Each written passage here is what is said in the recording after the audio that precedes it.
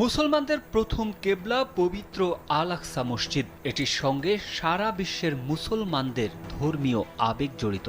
সম্প্রতি ইসলামের তৃতীয় গুরুত্বপূর্ণ ধর্মীয় স্থান হিসেবে পরিচিত জেরুজালেমের আল আকসা মসজিদ হামলায় ধ্বংস হয়ে গেছে দাবিতে একটি ছবি সামাজিক মাধ্যমে ছড়িয়ে পড়ে, যা দেখে মুসলিমদের হৃদয়ে রক্তক্ষরণ ঘটে। কিন্তু মসজিদুল আল আকসা চত্বরের ডোম অব দ্য রকের সামনে দাঁড়িয়ে ফিলিস্তিনের আল আকসা মসজিদ অক্ষত রয়েছে বলে দাবি করেছেন বাংলাদেশি এক ইসলামী বক্তা।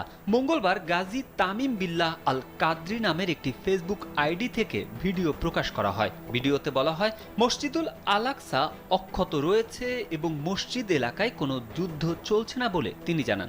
3 মিনিটের সেই ভিডিওতে দেখা যায় মসজিদুল আল আকসা চত্বরের ডোম অব দ্য রকের সামনে দাঁড়িয়ে ফিলিস্তিনের আল আকসা মসজিদটি অক্ষত থাকার বিষয়ে